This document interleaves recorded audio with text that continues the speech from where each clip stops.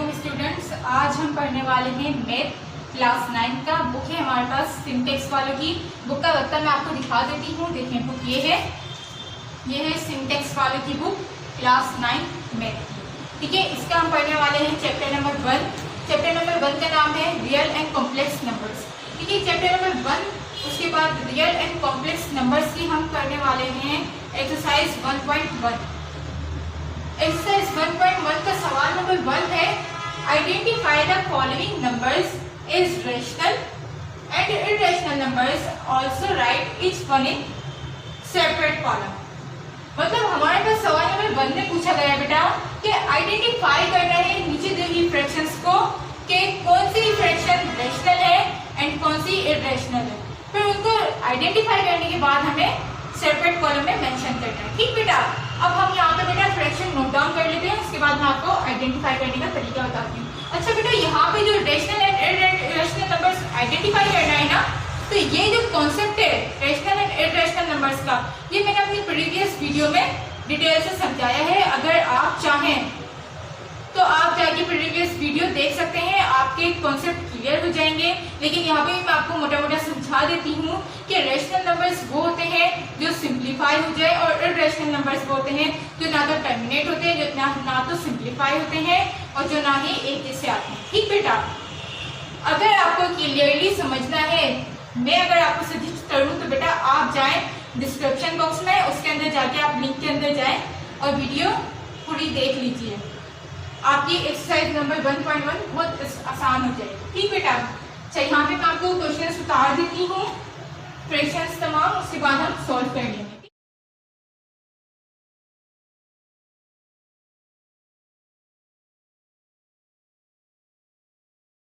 हाँ, हमें question number 1 का पहला सवाल दिया गया है 1/5।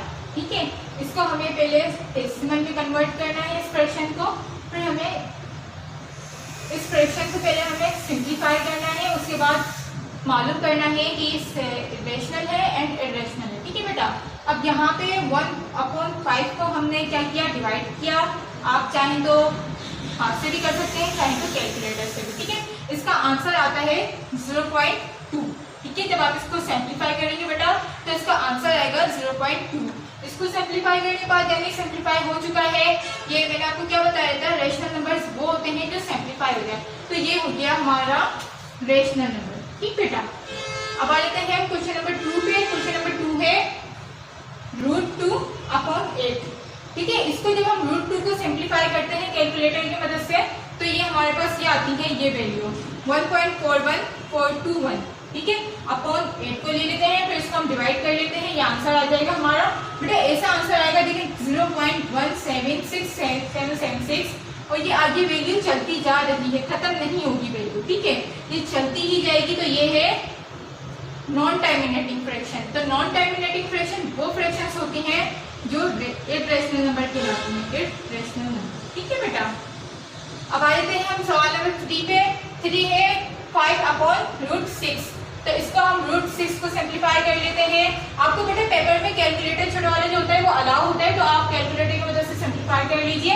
उसके बाद 5/2.4494, इस वैल्यू को हम जब डिवाइड करते हैं तो ये आता है हमारे पास आंसर, जो कभी ना खत्म होने वाला आंसर है। देखें चले पे चले जाएगा, ये खत्म ना होने वाला आंसर है, तो यानी कि ये नॉन टर्मिनेटिंग कहलाएगा, यानी कि ये इररेशनल नंबर। ठीक बेटा, अब हम आ जाते हैं सवाल नंबर 4 पे। सवाल नंबर 4 में 2/8, इसको जब हम सिंप्लीफाई करते हैं तो इसका आंसर आता है 0.25। ये सिंप्लीफाई हो चुका है, तो यानी कि ये इररेशनल नंबर कहलाएगा। ठीक है, मज़ीद सवाल हम उतार लेते हैं। जी बेटा, मैंने सवाल नंबर 5 से लेकर 11 तक उतार लिए हैं, अब हम इनको सॉल्व कर लेते हैं। सवाल नंबर 5 है हमारे पास 1/√3। जब हम √3 को सॉल्व करते हैं तो उसकी वैल्यू हमारे पास आती है 1.73205। ठीक है, 1 इस वैल्यू को हम जब इसको सिंप्लीफाई करते हैं तो बेटा हमारे पास यहाँ आंसर आता है 0.57735, और आगे ऐसी वैल्यू कंटिन्यूसली चलती रहती है। ठीक है, यानी कि ये वैल्यू जो टर्मिनेट नहीं हो रही है, नॉन टर्मिनेटिंग है, इसका मतलब ये हो गया इररेशनल नंबर। ठीक है बेटा, सवाल नंबर 5 सॉल्व हो चुका है। सवाल नंबर 6 पे आ जाते हैं। सवाल नंबर 6 है √8। जब हम √8 को सॉल्व करते हैं तो यहाँ पे हमारे पास ये वैल्यू आती है 2.82842।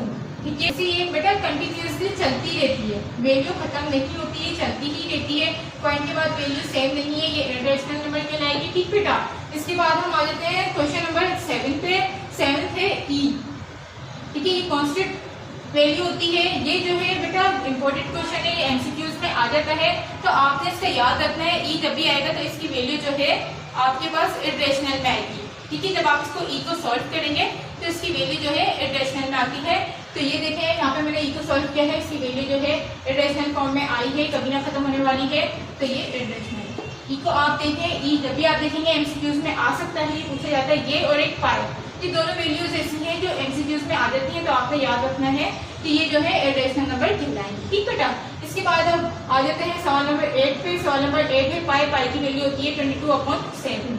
जब हम इस 22/7 को सॉल्व करते हैं तो हमारे पास ये आंसर आता है, कभी ना खत्म होने वाली वैल्यू 3.1428, और ना कभी खत्म नहीं होती, नॉन टर्मिनेटिंग है, इसका मतलब ये भी इरेशनल है।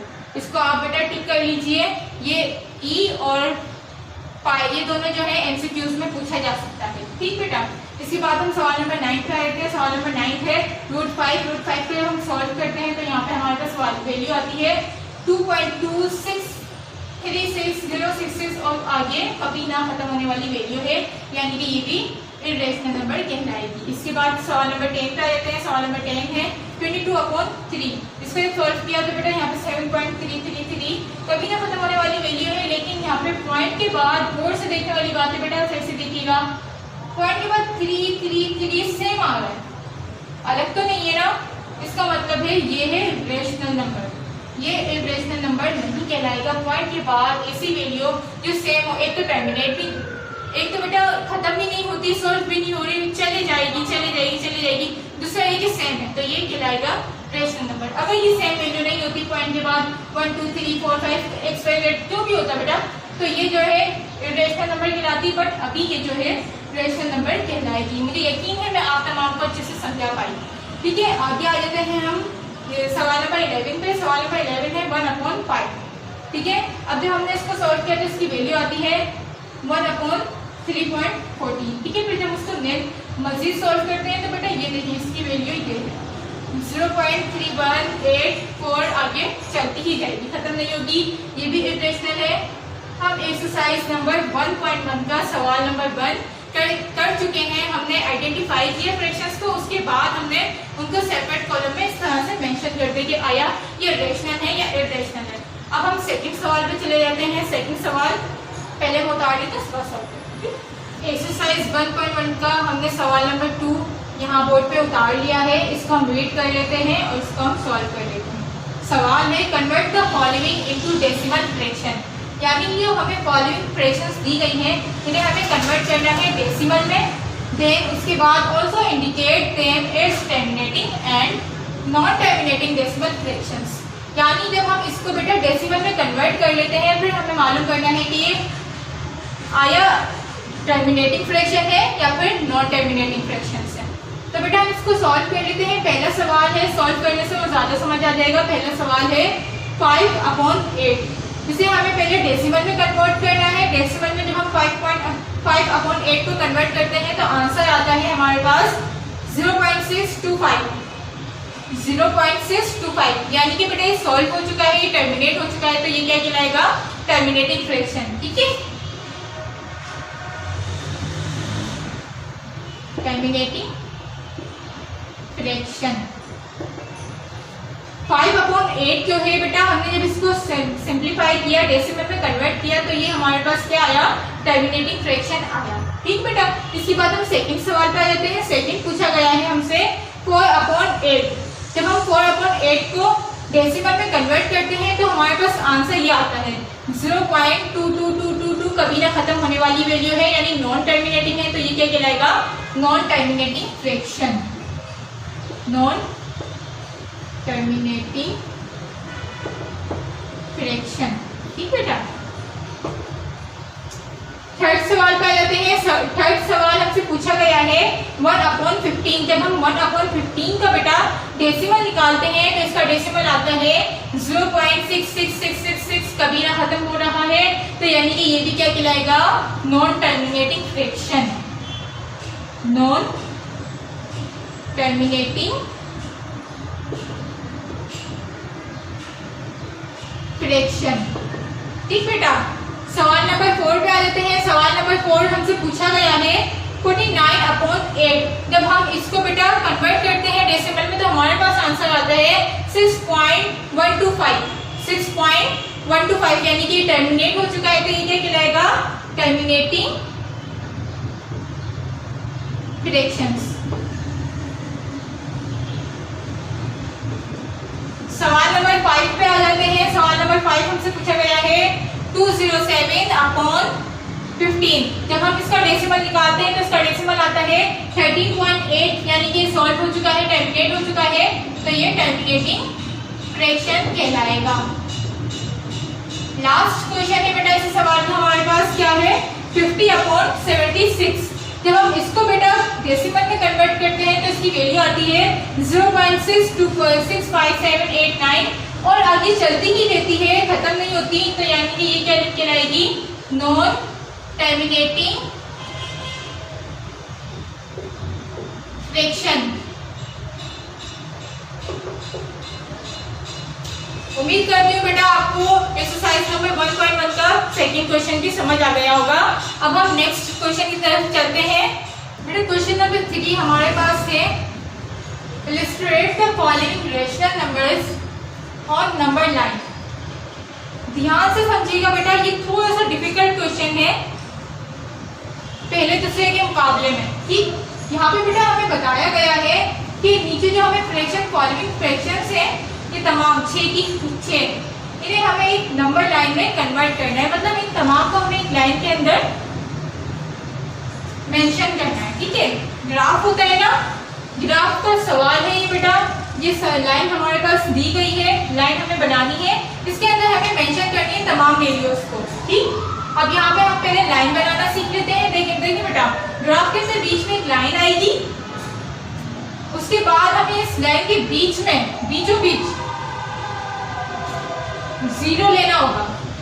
अब 0 के अंदर हमें प्लस की वैल्यू निकालनी होगी आगे से, और 0 के पीछे से जो वैल्यू होती है वो होती है माइनस की। ठीक बेटा, हम थोड़ा दूर दूर यहाँ पे लाइनें बना लेते हैं।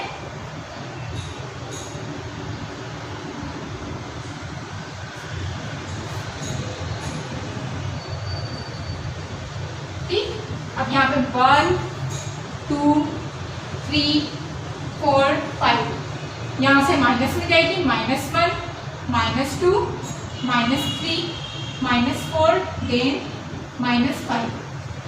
तो बेटा ये हमने लाइन बनानी सीख ली है। लाइन हमें इस तरह से ड्रॉ करनी होती है कि एक लाइन ले लेते हैं, उसके बीचों बीच में हमें 0 बनाना होता है, फिर 0 के पिछले हिस्से से जो वैल्यू होती है वो माइनस की वैल्यू होती है, जो आगे से होती है वो प्लस की वैल्यू होती है। अब हम सवालों को सॉल्व कर लेते हैं। सवाल क्या है हमारे पास, पहला बेटा सवाल नंबर 1 है 8/10। अब हम 8/10 को इस लाइन के अंदर कैसे मेंशन कर सकते हैं, सोचने वाली बात है ना, इसलिए हमने 8/10 को पहले सिंप्लीफाई किया है। सिंप्लीफाई जब हम करते हैं 8/10 को, तो यहाँ पे इसका डेसिमल आता है 0.8। अब हम 0.8 को बेटा इसके अंदर हम आराम से कन्वर्ट कर सकते हैं, इसके अंदर जो है ना आराम से मेंशन कर सकते हैं, कन्वर्ट नहीं मेंशन। ठीक बेटा, अब यहाँ पे हम मेंशन करने से पहले बाकी सबको भी सॉल्व कर लेते हैं, फिर तमाम मैं आपको एक साथ मेंशन करके दिखा देती हूँ। ठीक है, यहाँ पे हम इसके नीचे आ जाते हैं। सवाल नंबर 2 माइनस में है, -8/10। जब हम इसको सॉल्व करते हैं तो ये -0.8 वैल्यू आती है। ठीक बेटा, इसके बाद हम सवाल नंबर 3 पे आ जाते हैं। सवाल नंबर 3 1/4 दिया हुआ है, जिसको हमने बेटा यहाँ पे सॉल्व करने के लिए 4 को यहाँ से 1 से मल्टीप्लाई किया, 4 1 जा 4, फिर ये 1 को हमने यहाँ पे प्लस कर दिया। ठीक, नीचे 4 का 4 ऐसे आ गया, यहाँ पे हमने जब इसको आगे प्लस को इनको सबको सॉल्व किया तो ये आंसर हमारे पास आता है 1.25। ठीक बेटा, इसके बाद हमने -1/4 को जब हमने यहाँ पे इसको बिल्कुल सेम इसी प्रोसेस हमने इसको सॉल्व किया तो यहाँ पे आंसर आता है -0.75। ठीक है, सवाल नंबर 5 है 2/3। जब हमने इसको सॉल्व किया तो यहाँ पे वैल्यू आती है हमारे पास 0.66 इसी तरह से हमने सवाल नंबर 6 को सॉल्व किया -2/3। जब इसको सॉल्व करते हैं तो यहाँ पे वैल्यू आती है -0.66। ठीक बेटा, अभी हमने तमाम सवाल सॉल्व कर लिए हैं। अब इसको हमें क्या करना है, लाइन के अंदर मेंशन करना है। लाइन के अंदर मेंशन करने के लिए सबसे पहले जवाब देख लेते हैं। 0.8 जो है यहाँ की वैल्यू में होगा 1 से लेकर 0 के दरमियान होगा 0.8।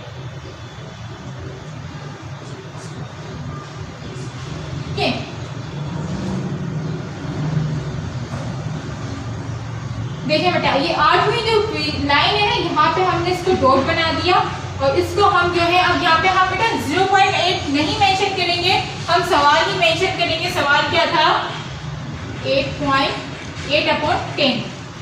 ठीक बेटा, ये हमने यहाँ पे इसको सॉल्व कर लिया है। इस सवाल को यहाँ पे हमने डॉट बना दिया। अब ये नीचे आए थे, नीचे -0.8 है तो यहाँ पे हमने माइनस वाली वैल्यू लेंगे।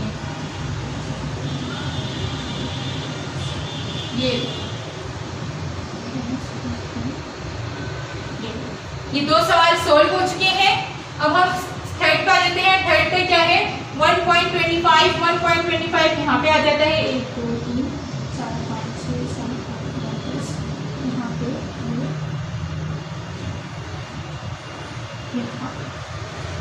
इसका क्या है,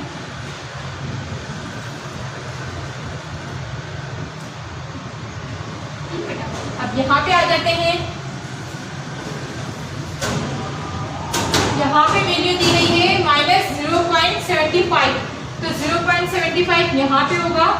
ये हमने दो डाला इसके पास, बिल्कुल पास ही। ठीक है, ये यहाँ पे आ गया वैल्यू।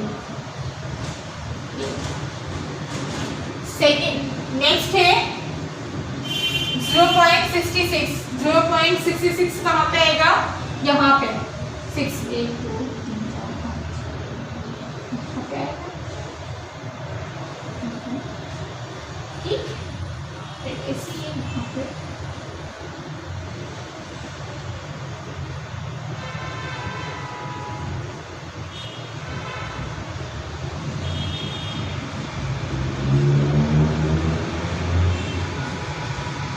देखिए बेटा, ये तमाम जो है सॉल्व हो चुकी है। तमाम फ्रैक्शंस मैंने यहाँ पे आपको सॉल्व करके दिखा दी है। आपने क्या करना है, पहले फ्रैक्शन को सिंप्लीफाई करना है, फिर सिंप्लीफाई करने के बाद जो आंसर आता है उसे लाइन के अंदर ढूंढना है कहाँ पे होगा।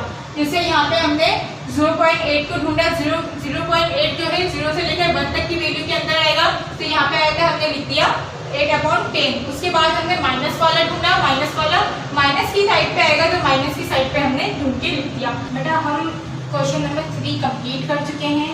अब हम एक्सरसाइज नंबर 1.1 का क्वेश्चन नंबर 4 सॉल्व कर लेते हैं। सवाल हमसे किया गया है, can you make a list of all real numbers between 1 and 2। तो सवाल हमसे कहा गया है कि आप बना सकते हैं क्या इस 1 और 2 के दरमियान फ्रैक्शंस, जितनी भी फ्रैक्शंस बनती हैं वो क्या आप बना सकते हैं। तो बेटे यहाँ पे हमने 1 और 2 के दरमियान जितनी फ्रैक्शंस बन सकती हैं उनमें से 4 मैंने बना दी है। 3/2, 5/4, 9/8, 7/4। जब हम इनको सिंप्लीफाई करते हैं तो इनके आंसर इस तरह से आएंगे। आप इसे कैलकुलेटर की मदद से सिंप्लीफाई कर सकते हैं, चाहे तो मैं आपको एक सिंप्लीफाई करके बता देती हूँ। ठीक है, देखें 3 को अंदर रखा, 2 को बाहर। ठीक, अब यहाँ पे 2 1 जा 2, पॉइंट लगाया, 1 बचा, यहाँ पे 0 आ गया, 2 5 जा 10। ये क्या आया आंसर 1.5। तो एक सिंप्लीफाई हुआ तो 1 और 2 के दरमियान इसका आंसर आया ना। तो इस तरह से हमें ऐसी वैल्यूज बतानी थी, ऐसी फ्रैक्शंस बतानी थी जिनके आंसर जो है 1 और 2 के दरमियान में आते हों।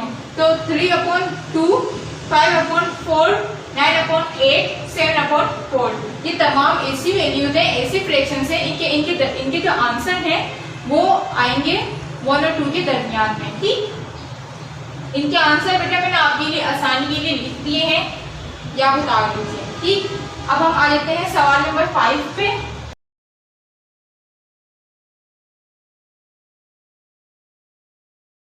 बेटा हमसे सवाल नंबर 5 पूछा गया है, give reason why pi is an irrational number.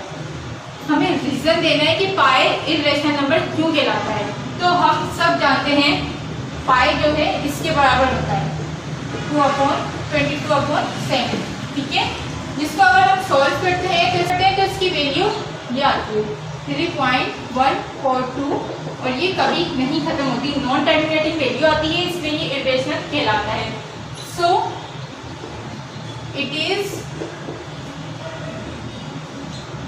it is non terminating है, कभी ना खत्म होने वाली वैल्यू है, एंड नॉन रिकरिंग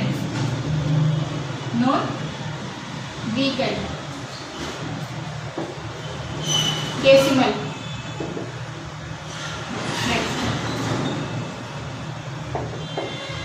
पाई जो है हम जानते हैं 22/7 की होती है बराबर, और इसको जब हम सॉल्व करते हैं तो इसकी जो वैल्यू आती है, इसका आंसर जो आता है बेटा वो आता है, नहीं खत्म होने वाली फ्रैक्शन होती है वो, ठीक है। और मजीद जो होता है वो रिकरिंग होता है, मतलब जो पॉइंट के बाद की वैल्यू होती है वो सेम नहीं होती, अलग अलग होती है, इसीलिए जो है पाई जो है इरेशनल नंबर कहलाता है। ठीक समझा पाई बेटा। हमारे पास जो है एक्सरसाइज 1.1 का लास्ट क्वेश्चन है, सवाल है हमारे पास ट्रू फॉल्स जैसे सवाल है, हमें कुछ पॉइंट्स दिए गए हैं, उसमें हमें ट्रू करना है या फॉल करना है, मतलब टिक करना है या कट बनाना है, ठीक है। यहाँ पे हम तमाम पॉइंट्स पढ़ लेते हैं। पहला पॉइंट है 5/7 is an example of irrational number. जब हम 5/7 को सॉल्व करते हैं तो ये एग्जाम्पल किसकी होती है, इरेशनल नंबर की होती है, इरेशनल नंबर की, इरेशनल नंबर की होती है, तो यहाँ पे टिक आ जाएगा, ठीक बेटा। अच्छा, यहाँ पे pi is an irrational number, pi जो है मैंने आपको पहले ही बताया था कि पाई हमेशा इरेशनल नंबर कहलाता है, तो ये बिल्कुल ठीक है, तो यहाँ पे भी टिक हो जाएगा, ठीक बेटा। अब नेक्स्ट आ जाते हैं, नेक्स्ट है 0.31591, मतलब चलती हुई वैल्यू है, नॉन टर्मिनेटिंग वैल्यू है, is an example of non terminating and non recurring decimal fraction. तो ये नॉन टर्मिनेटिंग ही है, तो इसका मतलब है टिक आएगा यहाँ पे, ठीक बेटा। अब यहाँ पे आ जाते हैं हम 0.123 is an example of recurring decimal fraction. ये रिकरिंग तो नहीं है बेटा, पॉइंट के बाद जो है एक सी वैल्यू तो नहीं है ना। अब यहाँ पे इन्होंने एक सी वैल्यू कर दिया हुआ है कि ये एक सी वैल्यू है, तो ये गलत दिया हुआ है, इसलिए यहाँ पे कट आ जाएगा, समझा पाई। नेक्स्ट पे आ जाते हैं 1/3 2/3 आर लेइंग बिटवीन 0 एंड 1 के दरमियान है। ये जो दो फ्रैक्शंस है ये 0 एंड 1 के दरमियान आती हैं, बिल्कुल सही है, टिक कर देंगे, ठीक। उसके बाद आ जाते हैं हम लास्ट पे 1/√3 is an example of irrational number. गलत है, ये इरेशनल नंबर की एग्जाम्पल है, तो यहाँ पे काटा मारना है, ठीक बेटा। इसी के साथ आज की एक्सरसाइज नंबर हमारी 1.1 कंप्लीट हो चुकी है। इंशाल्लाह नेक्स्ट वीडियो में मिलेंगे नेक्स्ट एक्सरसाइज के साथ। तब तक के लिए अपना ख्याल रखें। कुछ समझ ना आया हो तो कमेंट सेक्शन में आप मुझसे रब्ता कर सकते हैं, ठीक बेटा। तब तक के लिए अपना ख्याल रखें। अल्लाह हाफिज़।